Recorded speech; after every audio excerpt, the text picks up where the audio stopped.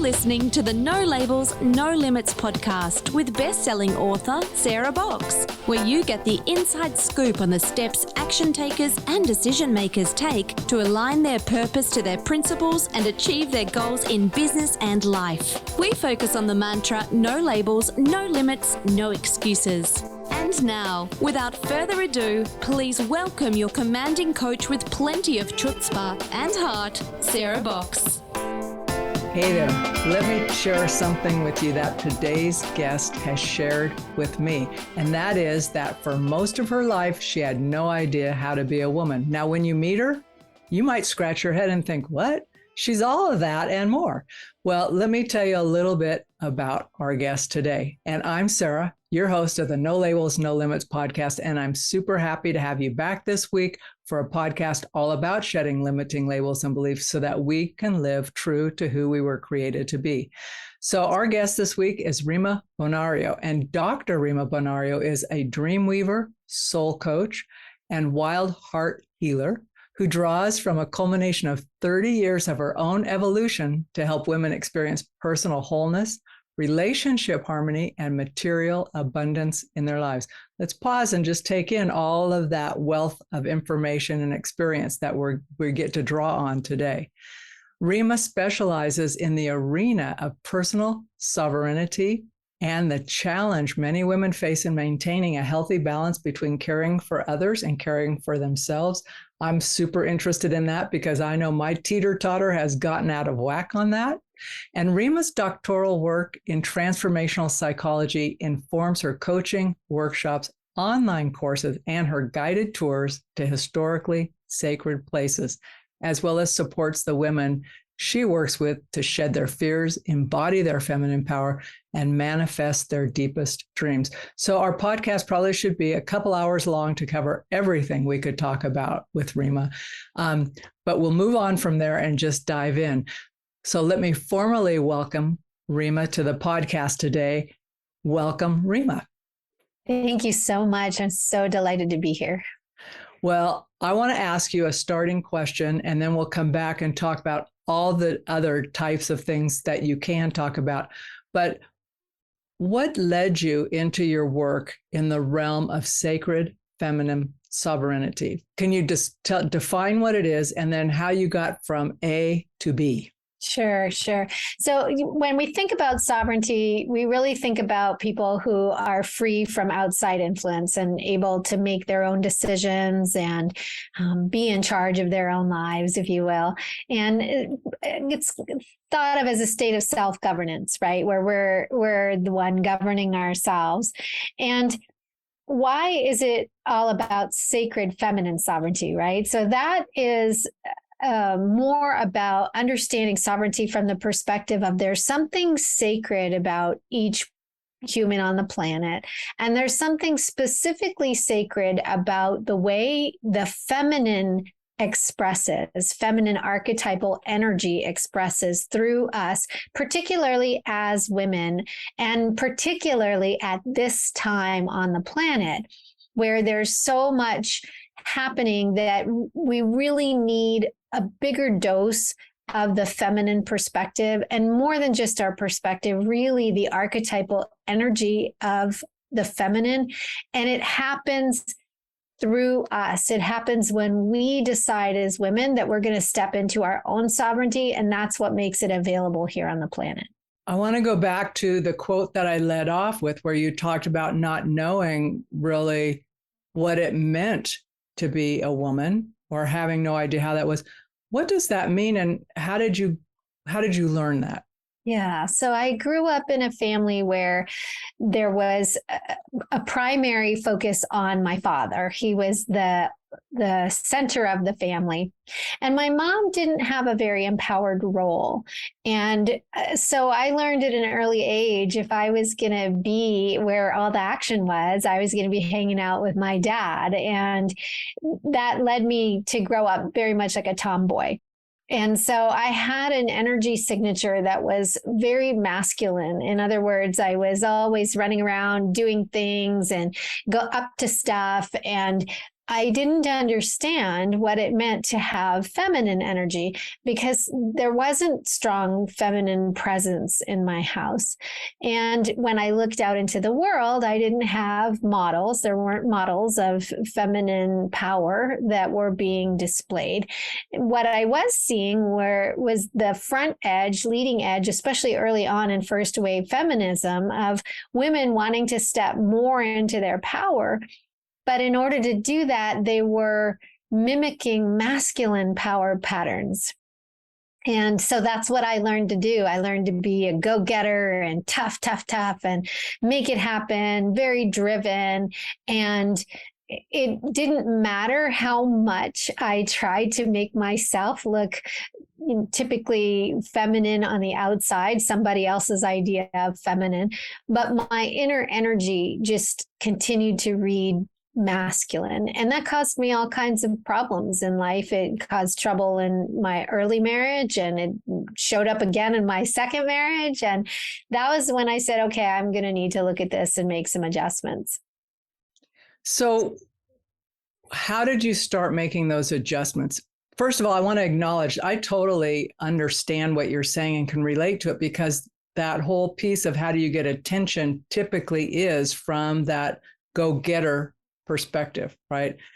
Even now, not even now, all these years later, these decades later, it's still predominant, right? Right. Our culture prizes productivity and push and, crushing it, and all of that sort of language we have around how you're supposed to show up as an entrepreneur, as an employee, even in your personal life. Everything is a competition and a challenge, and it's all about victory and vanquishing your foes.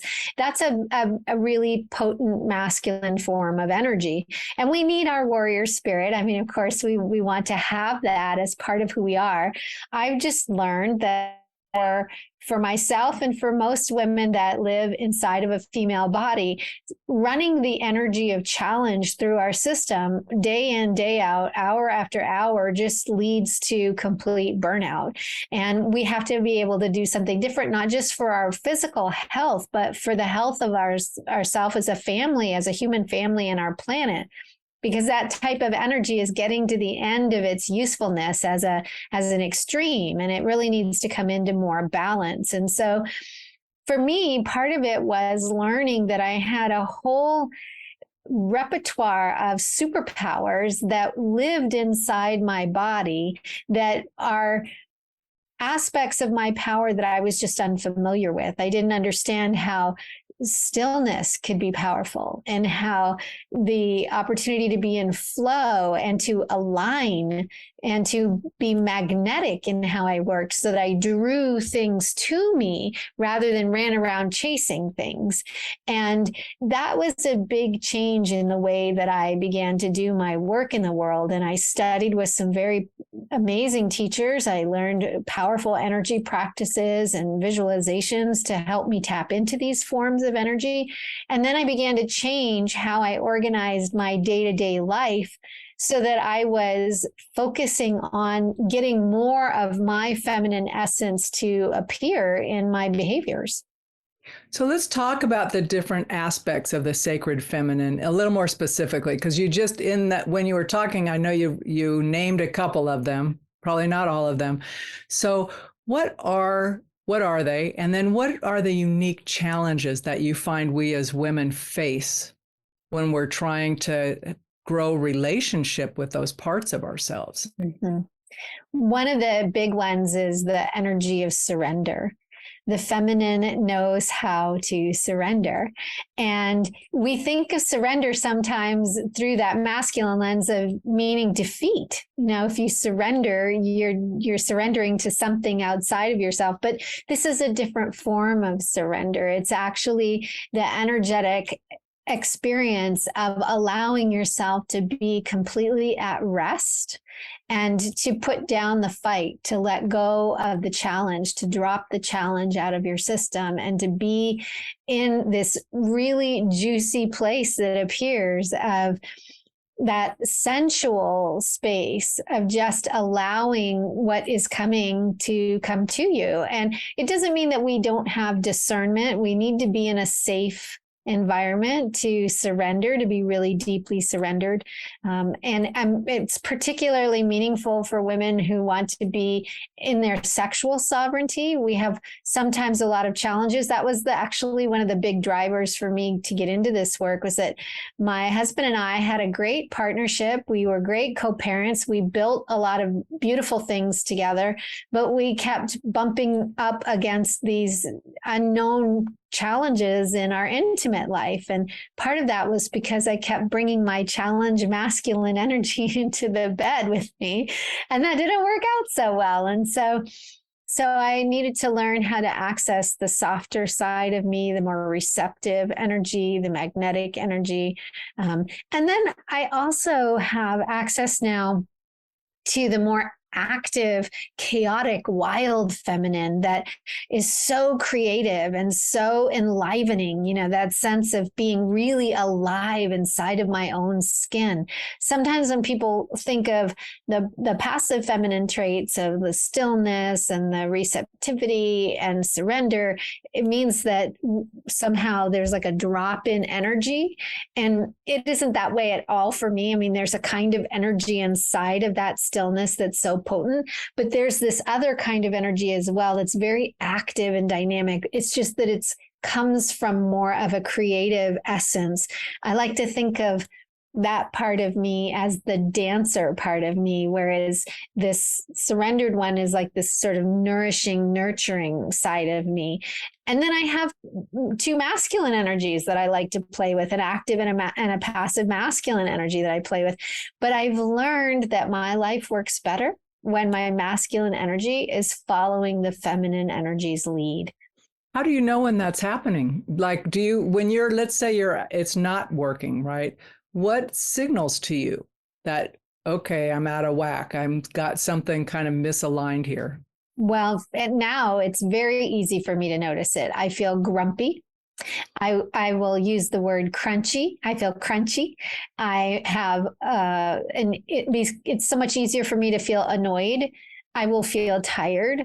Definitely, it drains me now. I've learned how working and leading from my feminine, it energizes me. And I get to the end of the day and I have enough energy to cook myself a nutritious meal and have a beautiful connection with my loved ones, rather than feeling so wiped out. I just want to pour a glass of wine and hit the Netflix, So this is part of why we work best when we fill ourselves first, and then we give from a place of abundance.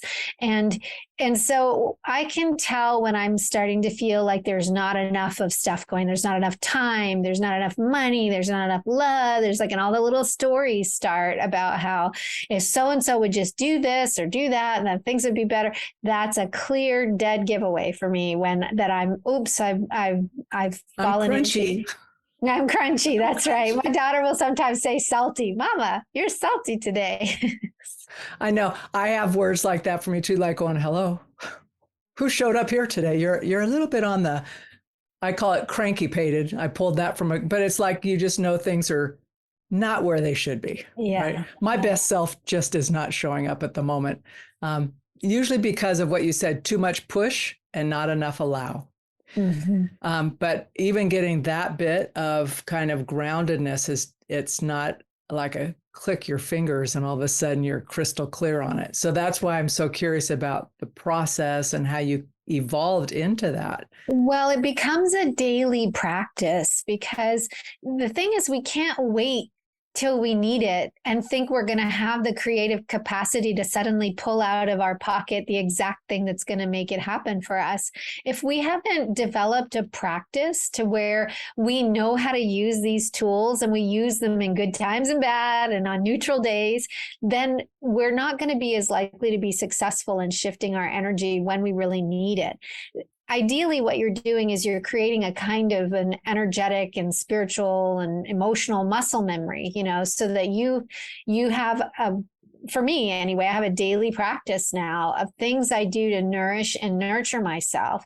And not only does it set me up for the day so that I have a whole lot less of a chance of ending up in those less fulfilling states, but I also have something I know I can completely rely on in those moments when I really need it. And I can say, okay, I'm just going to press the pause button and go do one of my practices that will support me. That could be anointing myself with these beautiful Egyptian oils that I use every day. It could be, I even bathe. I take baths and I put them in the bath. It could be taking a walk and connecting with nature. It could be sitting in prayer or devotion. It could be moving my body in dance. Any of these things we can do to help us shift our energy. And primarily for women, what we really need to do is we need to come into our bodies. Most of us have spent most of our lives not really inhabiting our bodies, not living in our bodies for often very good reasons. But that's the way that we get disconnected from the cues that tell us it's time to stop. We've done too much. Well, and I'm just thinking about like being in the middle of a day where you're driven, right? I've got these things I've got to do. And there's this thing saying, I am tapped out. I need to do something restorative and nurturing for myself, right? And sometimes those days are the hardest days for me to say, put it down, walk away. You can come back in 45 minutes, right? Go do whatever. Like I've got a little short list. Usually that's on that list. The thing about taking a bath in the middle of the day, I don't know, but I love it. But well, I usually do my bathing first thing in the morning. I do too. I have been known to say, Calgon, take me away. Just have to like press the pause button and go do something really significant to shift the energy here. And, we need to give ourselves permission to do that because we're not doing anybody any favors when we push through. I mean, I've learned that the work that I produce when I am well-resourced is infinitely better in quality, and it takes half the time to get it done. And it's so much more fun. And because work is a significant part of life, if we cannot enjoy our work and have fun when we're working, we're spending a lot of time not having fun and in drudgery. And that is definitely not the way of the queen. So let's talk about the 7 queendoms, because first, I love the name of your book.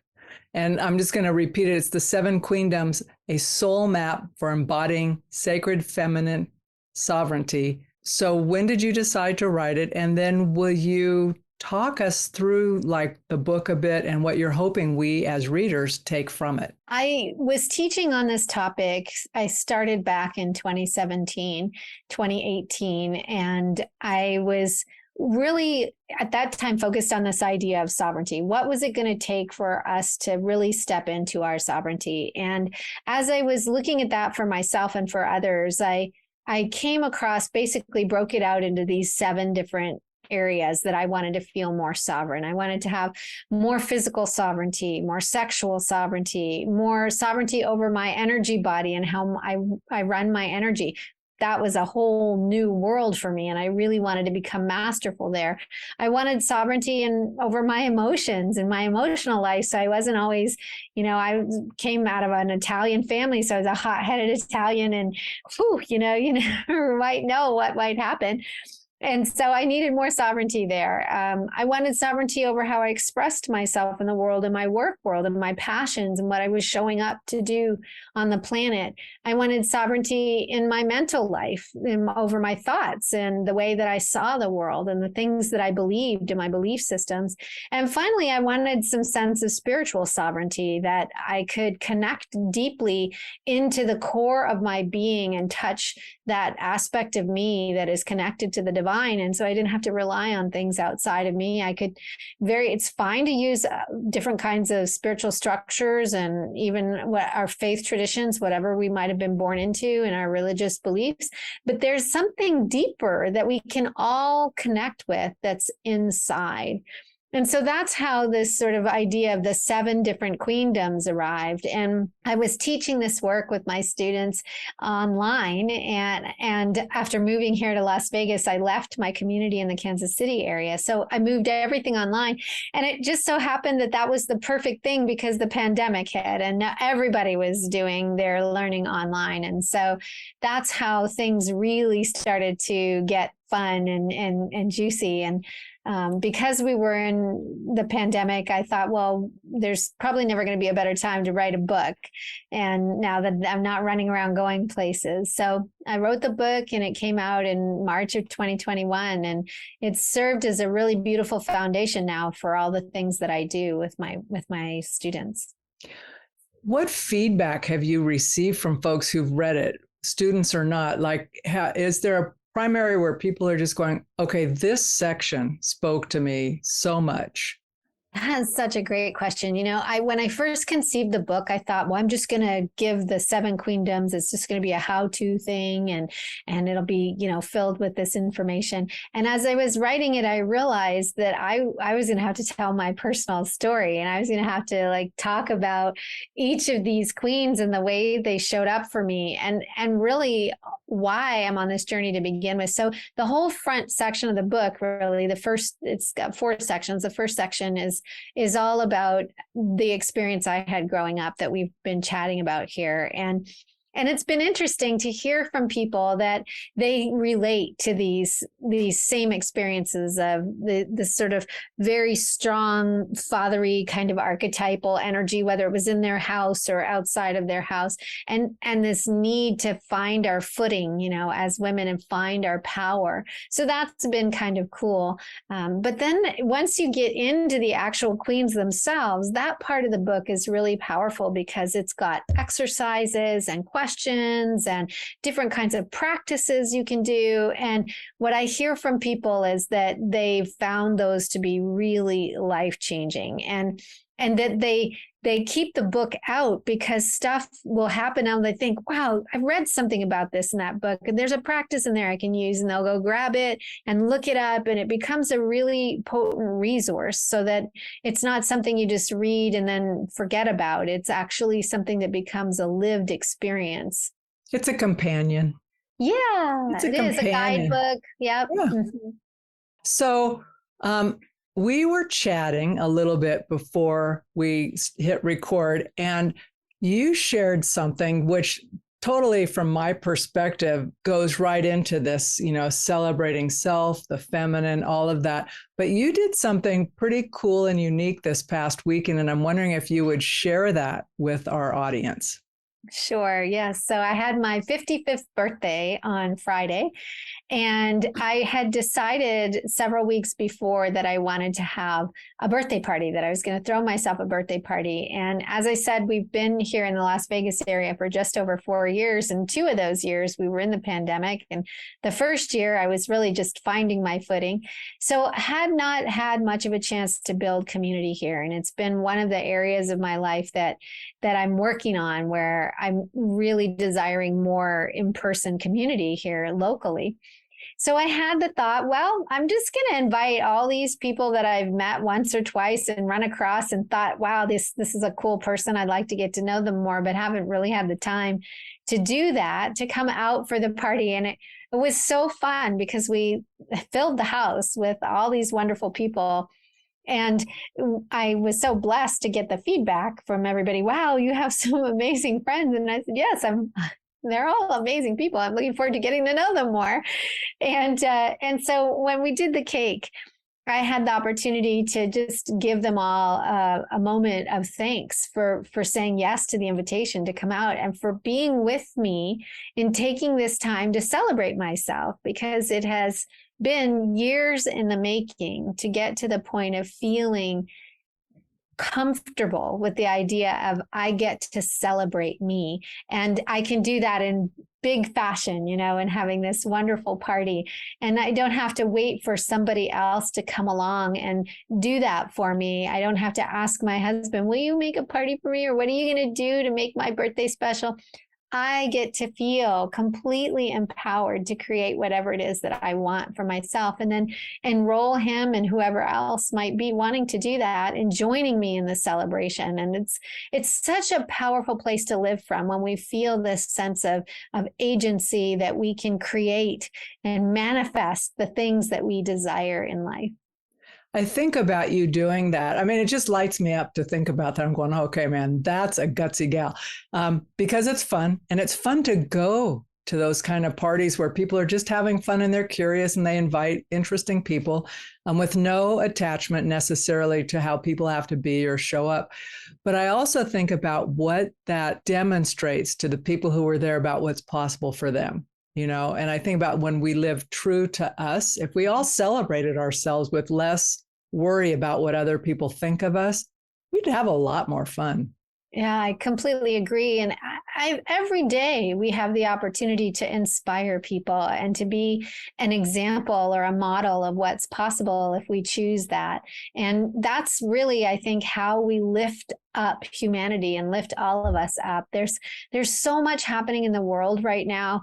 This movement that is really, it sort of comes in ebbs and flows. It feels like a couple of years ago, there was a really, a lot of activated women, and then it seemed like it wasn't as activated for a while. And now what we're seeing happening in Iran with all the women saying enough is enough and wanting to have more sovereignty over themselves. We're seeing mothers in Russia rebelling against having their children conscripted into military service for a war they don't believe in. And I have to tell you that I believe in the core of my being that the work that all of us do, sitting in circles like the ones I run and listening to shows like yours, that we all do this work to get more in tune with our deepest nature, that we create the space for other people to do the same, even on the other side of the planet.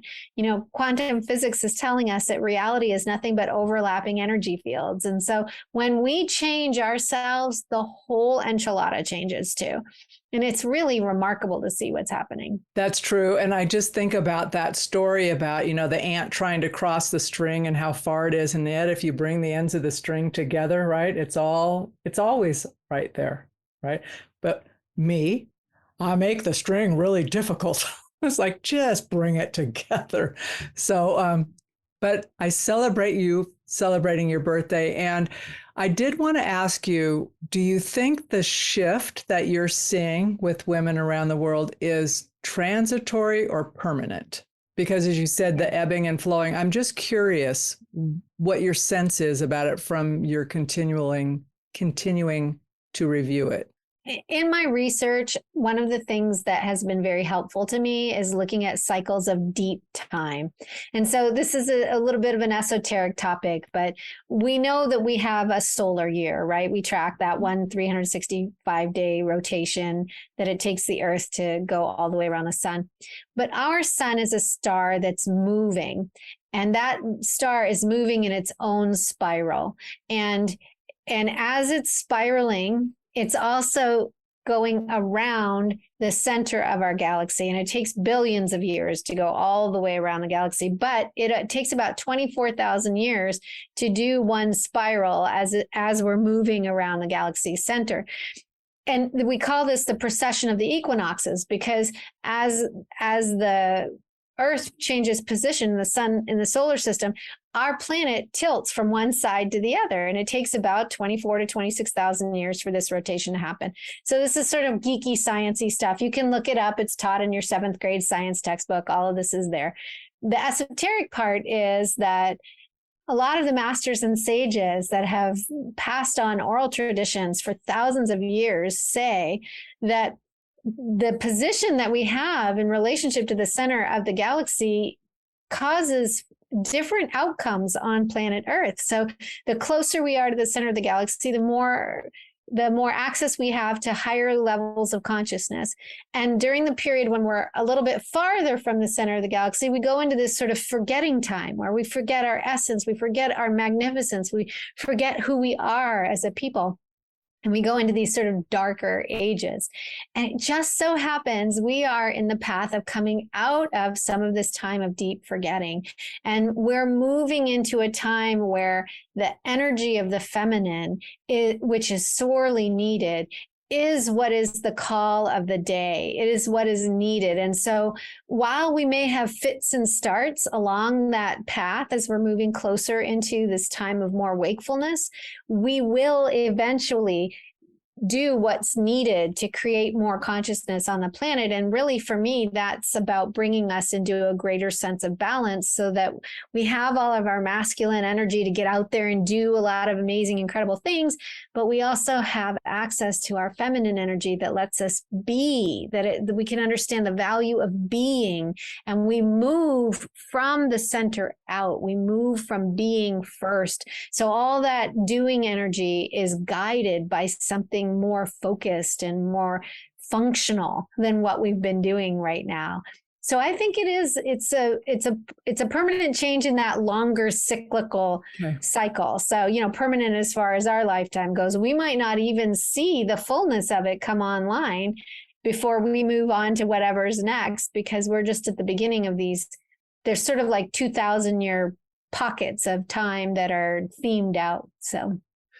And if I can pull out from what you said, though, it's the feminine energy, not just females, because if we don't embrace our feminine energy, we're just replicating more of what we've learned.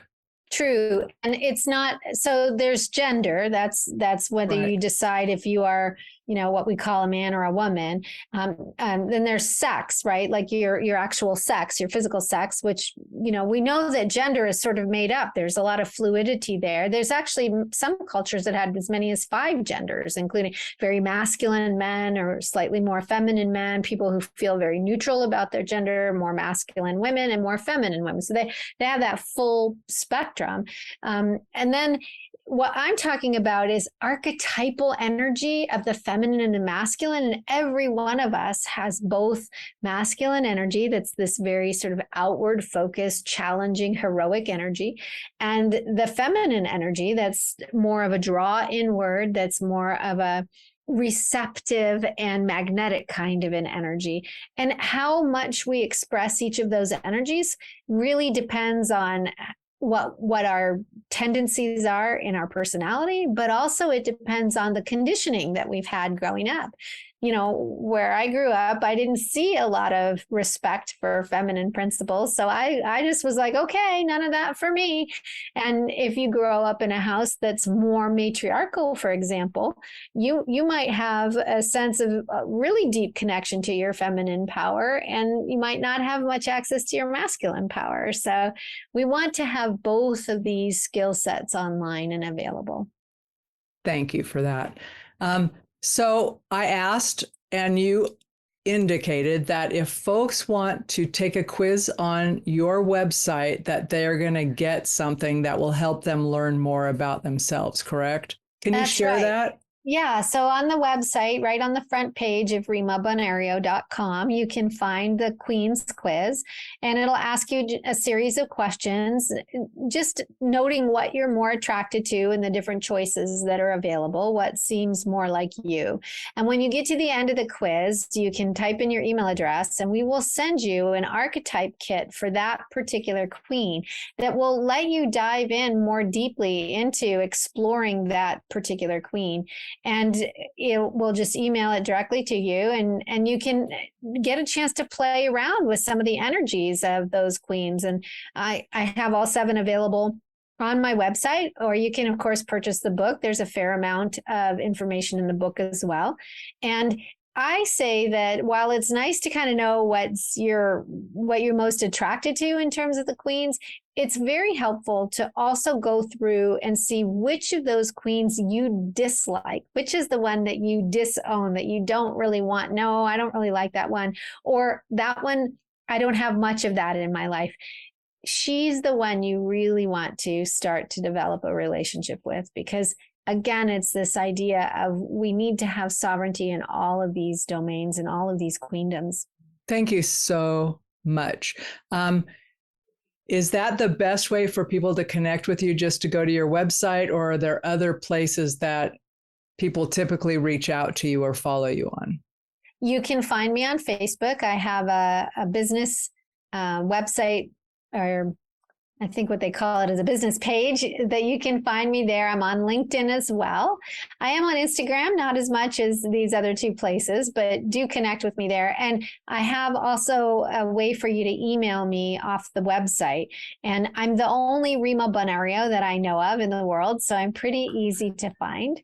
And I would absolutely love to hear from your listeners and viewers about what they are interested in and what they would like to know more about the queens and how the queens show up in their world. I really love to do this work. And so any way you reach out to me is fine with me. Thank you so much, Rima. And we will have your links in the show notes for folks, but take listeners, not you, but listeners, take the opportunity that Rima has offered. Find out your archetypes. I love that you put in the one that you're less connected to might be the one to learn more and connect more with, because boy, that's true about our parts of us that we're less comfortable with. We should get to know them a little bit better. And as I close out the podcast, I just want to encourage you, if you have listened to this and you know someone who would benefit from what Rima has shared today, please forward the podcast to them. Make sure, if you haven't already done it, that you like the podcast and subscribe to it. That way you'll get noticed when we do more episodes. And in the meantime, I just want to say that we appreciate all of our listeners, and we hope that you will go out, connect with your true selves, and live a no labels, no limits life. You've been listening to the No Labels, No Limits podcast with best-selling author, change agent, and strategic vision coach, Sarah Box. You can grab the show notes and find out how to work with Sarah at sarahbox.com/No Labels, No Limits podcast. We'd love this podcast to reach as many people as possible. So please remember to rate, leave a 5-star review, and share the podcast with someone you think would get value from this conversation. Until next time, keep taking those daily action steps to align your purpose to your principles and achieve your goals in business and life.